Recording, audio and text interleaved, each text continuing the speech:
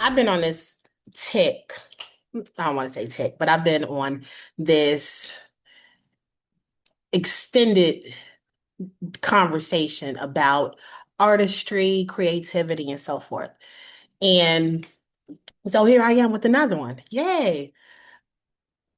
I find it interesting when I meet people and they ask, what is it that I do, my occupation and all of that. And I share with them, I'm like, I'm an artist educator. And they're like, oh, so you're a teacher. I get that a lot. And my response is, nope, not exactly. I call myself an Artivist educator. And I'm not just playing with words. I'm actually defining what my course of action is, what my battlefield is for the most part. To be an artivist is to live at the very complex intersection of art, culture, technology, and power. It is like the refusal to separate the brushstroke from the protest. And while a teacher addresses the how, an artivist, for the most part, and this is the way that I'm explaining it, an artivist, as an educator, addresses the why. We don't just instruct, we actually disrupt systems. We use the specialized languages of the visual, the sonic, and the performative, basically to hack, if I can say it like that, to hack societal standards and inspire movements. We aren't just decorating the world as artists. We're actually redesigning it, if I can say that. I am going to say that. We are specialized strategists who look beyond the four walls of the academy. And we implement learning as a transformative, lifelong endeavor. Us as educators, we see the potential in students and we find a way to nurture their emotional intelligence to create future engineers, doctors, and CEOs. And I would say that we're the primary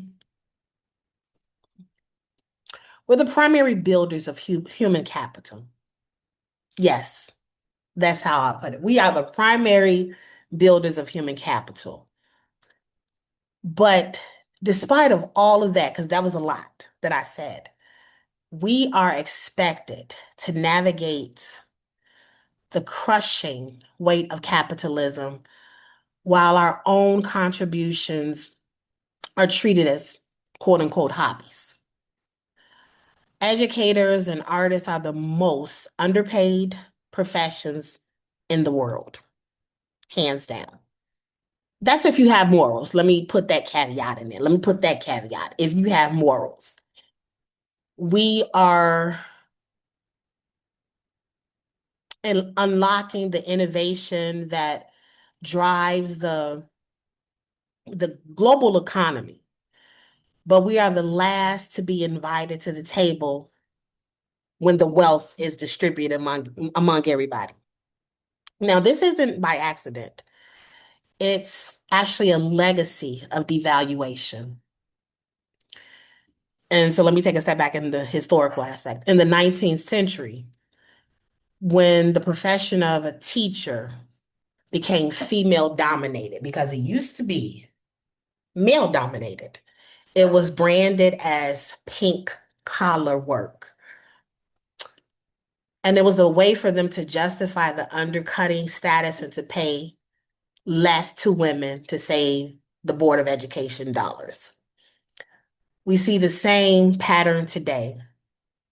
Computer programming started out as clerical work, and the women were doing it, and they were being underpaid. However, the moment it became male dominated, a specialized niche, the money began to flow like crazy.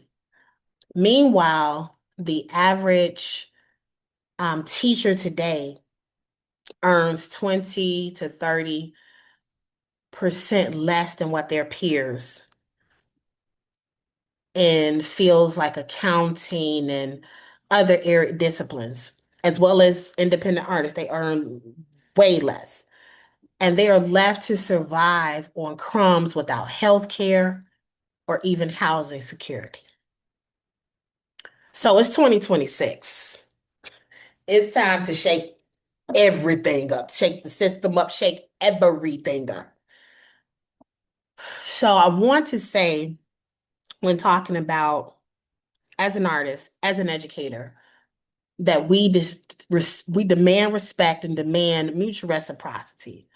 It's time to value the artist as much as the scientists. There's no high or low professions. There's only the work that sustains the soul and the work that builds the future. So it's like I said, it's time to change the system. And this is my call to politicians, to people in the industry who have the capacity and the capabilities to change this stuff. It's time to start investing in the actual source. Stop funding the standardized boxes of non-traditional work and all that, and start funding the creators who fill the box. We're demanding reciprocity. We're moving past just the minimal exposure because our intellectual property, our time, and our labor has a price tag, just like the engineers and the architectures and all of that who get paid the big bucks. It's time to abolish the struggling artist myth because we refuse to accept the brilliance has to be paired with poverty. It's just that's one of the things that I remember in grad school. I used to talk about a lot, not even grad school, undergrad. I used to talk about that I never wanted to be the starving artist. So it's time to fund artists. It's time to build the world, and it's time that we own a piece of this building. So, as an artist, as an educator, we're demanding something new.